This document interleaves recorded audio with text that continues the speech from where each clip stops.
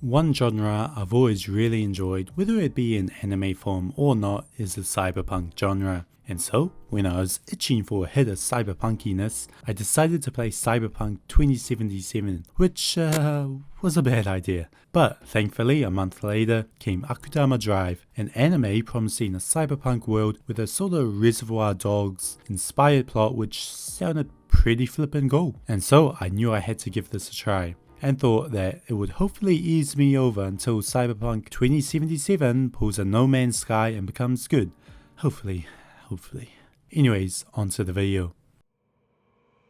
So, the story goes a bit like this. A public execution featuring a high-level Akudama, which is another word for a highly skilled criminal in this world, is taking place, and 4 other Akudama around the city are invited to save him for a hefty reward.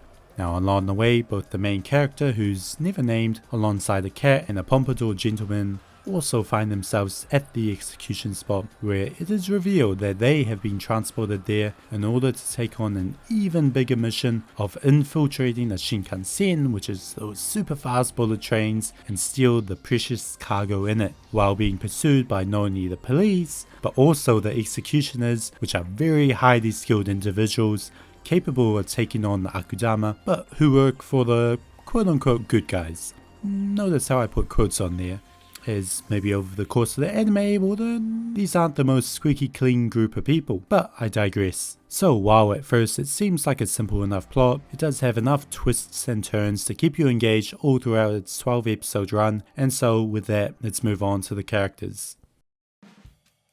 So this is where Akudama Drive definitely shines. Its myriad of crazy and cool characters is amazing. So to start, we have the swindler, who at the start is a somewhat naive girl, not really understanding why criminals do the things or why Akudama do the things they do, but as she goes through the mission with them, she begins to really understand the criminals and what led them to this point, and how they aren't all cold-blooded killers.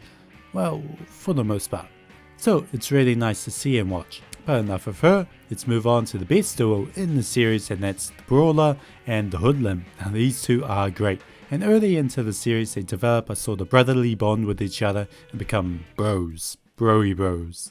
Now anytime they're on screen together, it's such a joy to watch. No need to see the Brawler put on his best Fist of North Star impression and punch anything he sees, to then see Hoodlum admiring him and talking about his own achievements, while not really doing anything. So there are many characters who are also very intriguing, and who each have their own motives and goals that help the plot to advance throughout the series, and which helps each and every one of them feel like they were added with a clear purpose.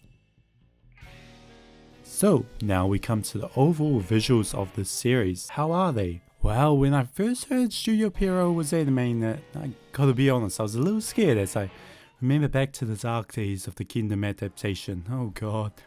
What did they do to you, Kingdom? You're one of the best mangas. You deserve better, goddammit. But yeah, anyways, on the other hand, they actually have in fact animated some of the most popular shonens, of which have some really impressive scenes, especially when it comes to the action scenes. I don't know what it is, but even to this day, Naruto has some amazing choreographed animated action scenes that I end up rewatching every now and then. And so I can safely say that thankfully it did not get the Kingdom treatment, and is a very pretty anime with a very futuristic cyberpunk setting and intense action scenes. It's a delight to watch, and I especially like the sort of colours they use. Everything is colourful, it's great, and it's a breath of fresh air compared to some of the drab and generic art we've gotten in the past.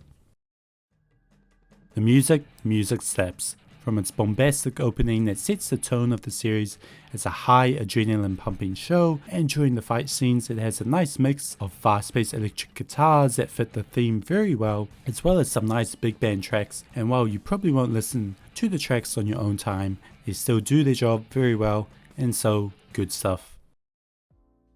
So in conclusion, Akudama Drive was definitely one of the better animes, and while I wouldn't say it's underrated, as it was fairly popular, if you haven't had the chance to watch and are looking for a great short anime to watch, then definitely give it a watch. You won't be disappointed.